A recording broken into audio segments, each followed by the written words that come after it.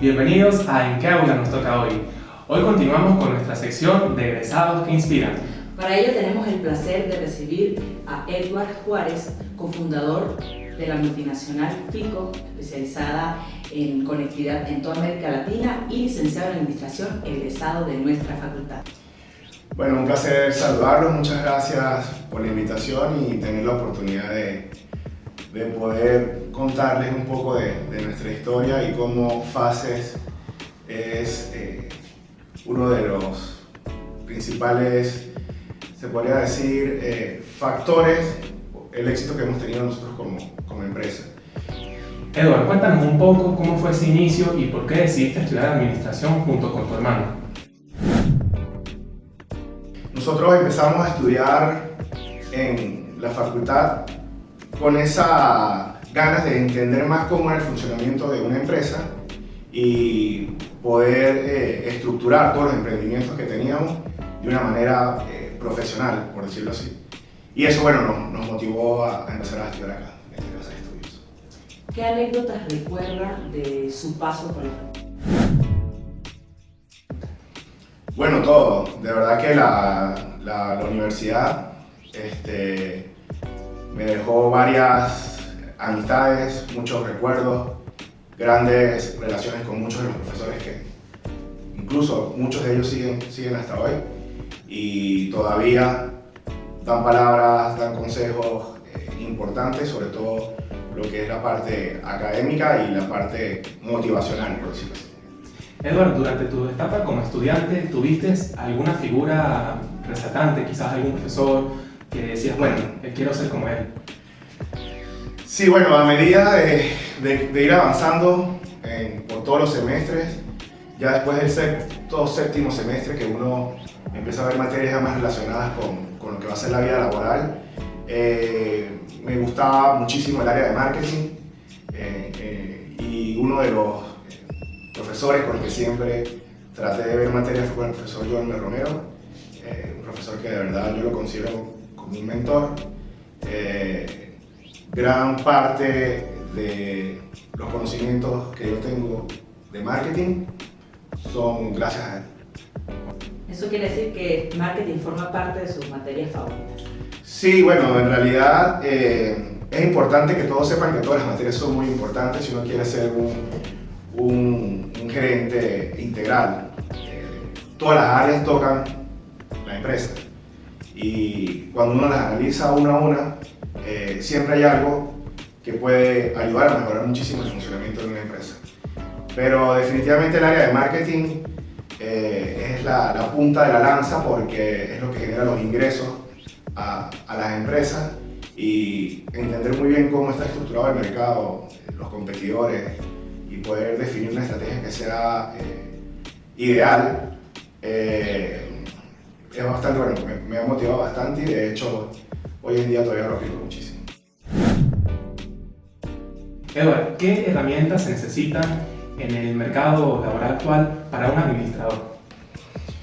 Bueno, yo pienso que las herramientas, aparte de las académicas, hay que tener claro que la parte académica es la base y cada uno tiene que dar un plus adicional para poder perfeccionar una área o la otra. Pero yo partiría por una persona que está estudiando que de verdad le dedique tiempo a la base de cada una de las materias, no importa en el semestre que uno está. Después, cuando uno está en el mundo laboral, se va a dar cuenta que las herramientas estaban ahí, en el pénsul, en cada uno de los contenidos, cada una de las pruebas. Y muchas de estas herramientas vienen de los detalles.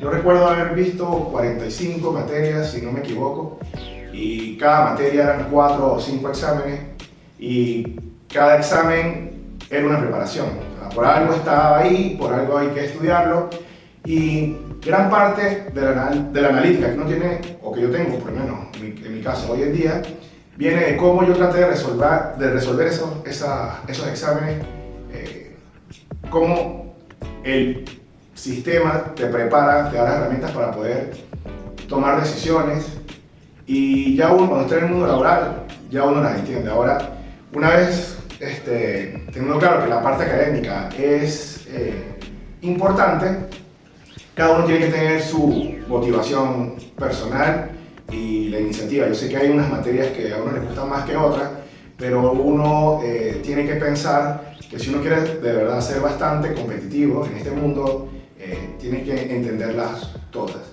Y cuando uno sale de acá a la universidad, sobre todo de esta universidad, somos bastante competitivos, salimos muy bien preparados y yo creo que por eso son las herramientas que hay que aprovechar. Genial. Ahora, usted señala que cuando ingresaron a la universidad lo hicieron siempre con el pensamiento de que en algún momento iban a emprender. Así que, ¿siempre supieron que terminarían en el área de conectividad o cómo llegó ese pensamiento hacia ustedes? ¿Cómo descubrieron? Mira, bueno, nuestra historia es bastante particular. Yo vengo de una familia que somos bastante unidos.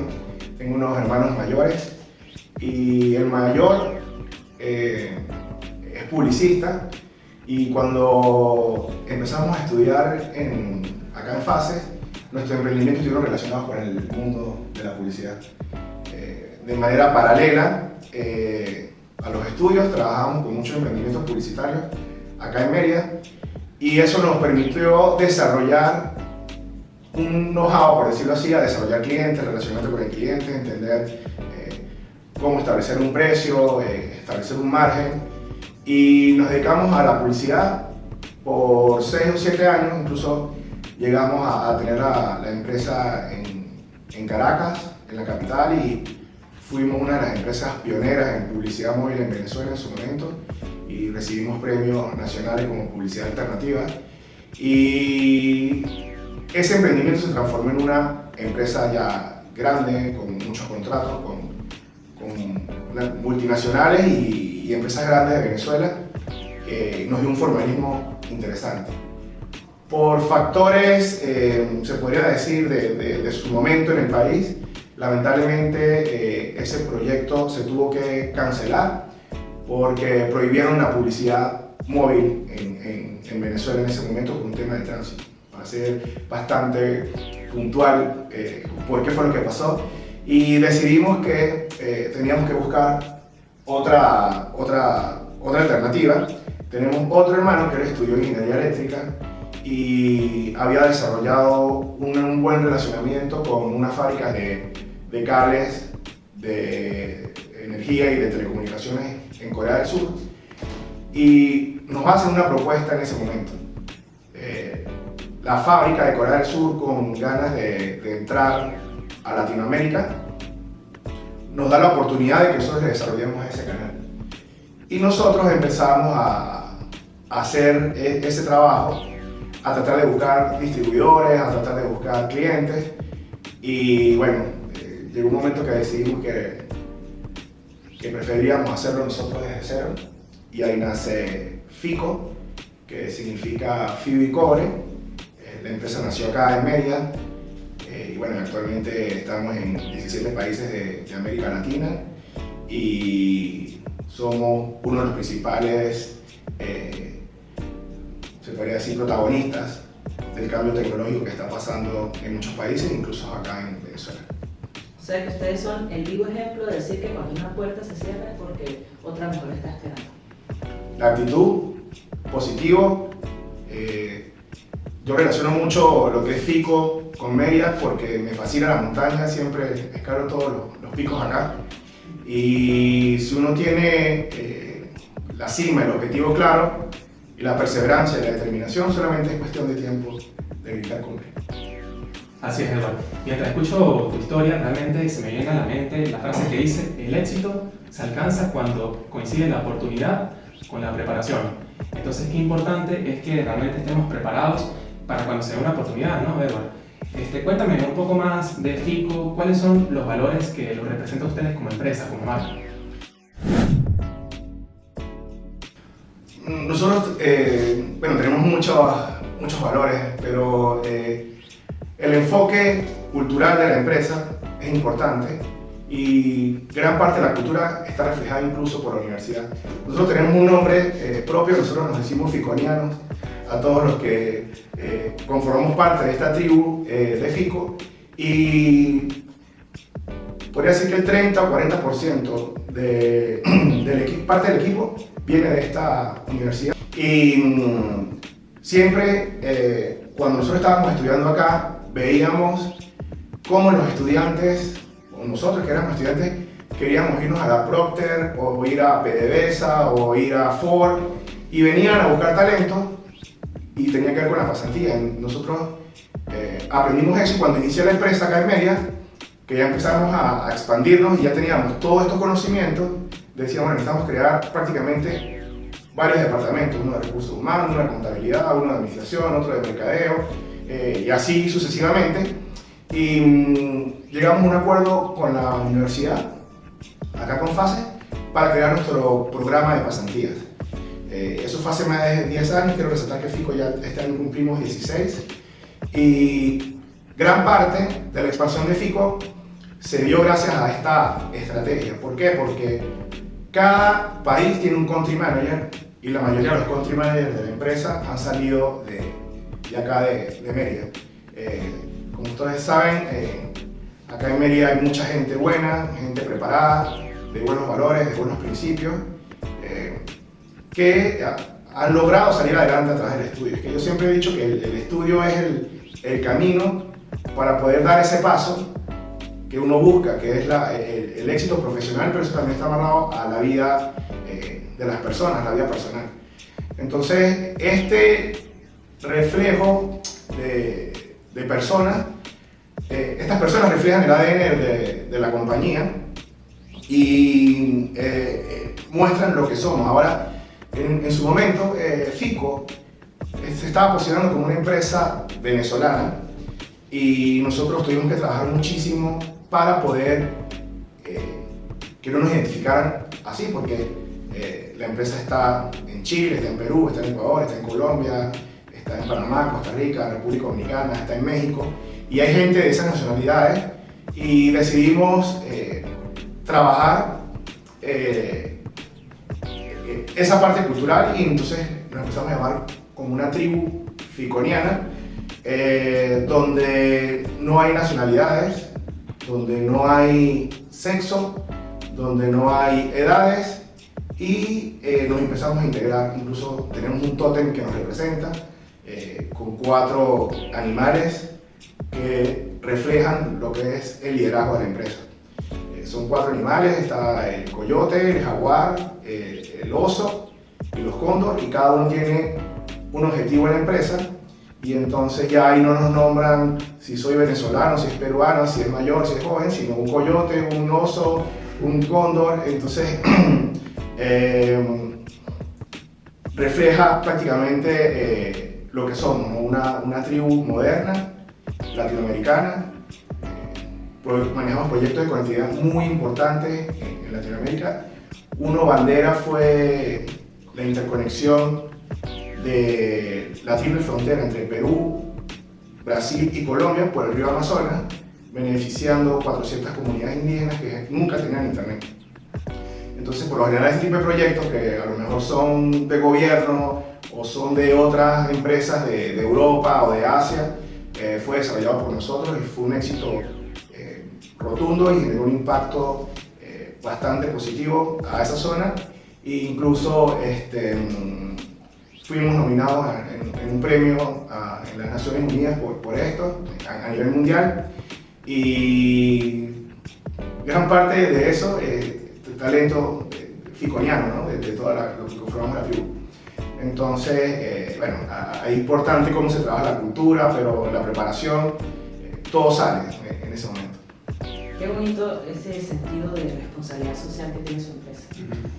En este momento nos gustaría que nos contara cuáles han sido esas barreras que ustedes han ido derribando poco a poco, porque bueno, sabemos que el camino muchas veces no son solo rosas, sino que aquí también se encuentran las espinas. Siempre la van a ver, o sea, no hay manera de que eso no pase. Y yo creo que eso siempre hay que usarlo como motivación. O sea, esa espina hay que pasarla y viene otra y van a venir y siempre van a venir, no hay manera de que no pase. Y para mí la vida sería muy aburrida sin esos desafíos. lo que lo hace interesante es tratar de superarlo, pero uno sabe que cuando está superado eso va a venir otro y es una constante. Pero lo importante, como lo dije hace rato, es tener el objetivo claro, qué es lo que uno quiere. Porque, y me gustaría dar este mensaje a todas las personas que lo ven y que están estudiando hoy en día, que si tienen de verdad una meta muy clara, tienen que tratar de graduarse rápido y seguir con sus sueños, porque los estudios, ese título, es una gran herramienta para el futuro, para abrir oportunidades. Muchas personas quieren emprender y está bien, yo me considero que soy una persona emprendedora, pero si yo no hubiese tenido los conocimientos, lo digo en mi caso, si no hubiese tenido los conocimientos que me dio esta universidad, no hubiese cumplido ningún objetivo. Y quiero dar un ejemplo de cómo la universidad hace tanto por nosotros como personas y como profesionales. Cuando empezamos con FICO y la fábrica de Corea del Sur nos dio esta oportunidad, lo primero que hicimos fue hacer un estudio de mercado. Bueno, ¿quiénes son los principales importadores? Quiero ser muy puntual para que la gente lo entienda. ¿Quiénes son los principales importadores de fibra óptica de todos los países de Latinoamérica? Ahí hicimos una lista y los identificamos y los segmentamos después por rubro, por monto, cuánto importaban y decidimos atacarlos. Nosotros conseguimos un nicho más o menos de 255 empresas en toda Latinoamérica y las visitamos a todas. Hoy en día muchos de ellos son actualmente clientes constantes de la empresa y por eso es que hemos logrado entrar al mercado.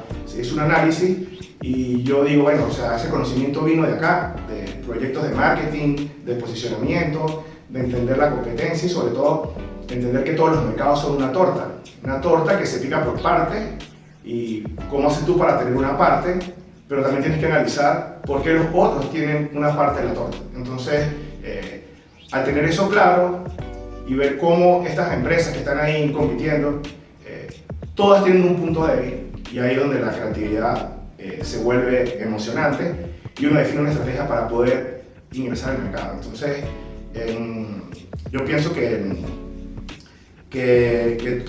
todo esto es importante a la hora de tratar de cumplir cualquier objetivo y el objetivo de muchos, ojalá que lo que estén viendo es que se traten de graduarse, tómenlo como una cima, como un reto, que de verdad eso les va a cambiar la vida. Nos gustaría hablar del sentido de pertenencia, o sea, el papel primordial que juega el sentido de pertenencia, porque sabemos que ustedes desde hace un tiempo han sido constantes colaboradores con nuestra facultad.